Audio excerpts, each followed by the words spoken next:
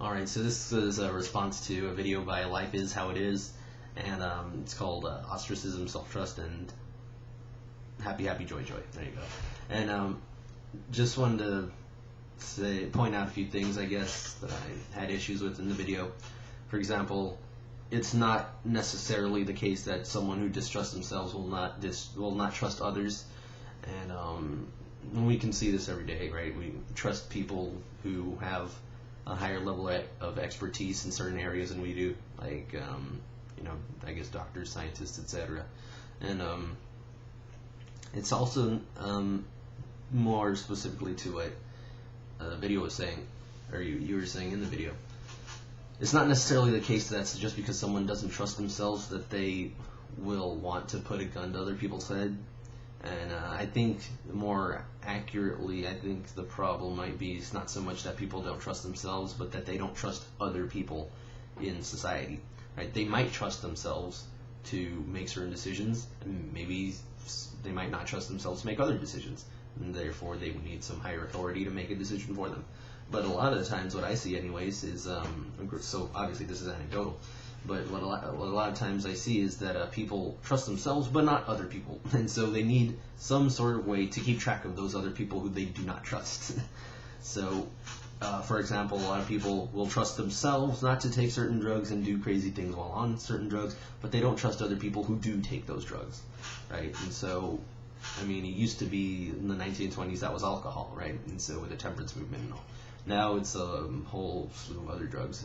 But, at least alcohol's legal, I guess. And so one of the problems I see with too much self-trust, maybe this doesn't apply really to the videos, but in a more general sense, I guess I'll give an example. Like, there's some people who hold certain opinions, strong opinions, right? Assertive opinions, and they'll say why they feel that way. And it's not really informed by any facts, it's not really informed by anything in reality. It's just informed by how they feel, but they have a lot of self-trust, right?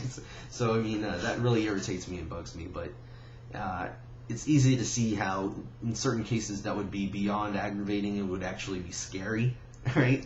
So, for example, someone has so much self-trust that they want to become a politician, and they trust that they will always make the right decisions for everyone else, that everyone else is making bad decisions.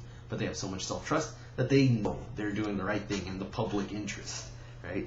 So, back to what the video was saying, though, I think the problem is that not so much people don't trust themselves, it's that they don't trust other people in society. They might think that there's certain rules we need to keep track of those other people who they don't trust, and keep certain laws in place so that they don't get out of hand and stuff like that. They might trust themselves totally, right? But I do think I know what you're saying. More specifically, is that people don't trust themselves, I guess, to have a system with less rules, or with no rules, right? I mean, stateless society still has rules. It just doesn't have a single ruler or a ruling system per se. But anyways, yeah, I think I'm not really sure. I'd like to see some sort of survey of the population or something. Maybe not a survey, but maybe some observations rather, and to see really how many people act with self-trust, or how many people act without self-trust, how many people are self-doubting, right?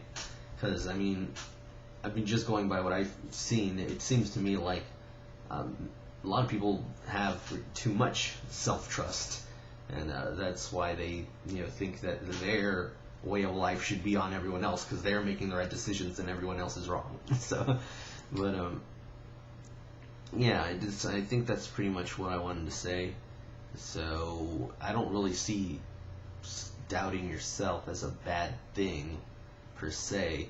It might, there might be some optimal amount of self-trust, right? And so maybe after a certain point it gets bad, and below a certain point it's bad as well, or whatever. Anyways, just some thoughts I had when I was watching the video. I didn't finish the video. I'm getting like halfway. I'm going to finish it, but I just had issues with those things there. And I agree, though, that Steph Molyneux sometimes might be a little inconsistent, like, wanting to use ostracism against statists. And that, like you said, does not contribute to the cause of libertarianism, in my opinion, because if you ostracize them, then you're not really growing libertarianism, right? You're just, saying to other people, oh, you're a bad person, all right, I'm leaving. And you just come off as a crank, right? I mean, objectivists do this all the time, at least the ones that I've interacted with over the internets. And they seem to have a big issue with this in objectivism, and I don't want to see that happen to libertarianism, right? So I don't want to see become a movement in which we say everyone who disagrees with us is immoral.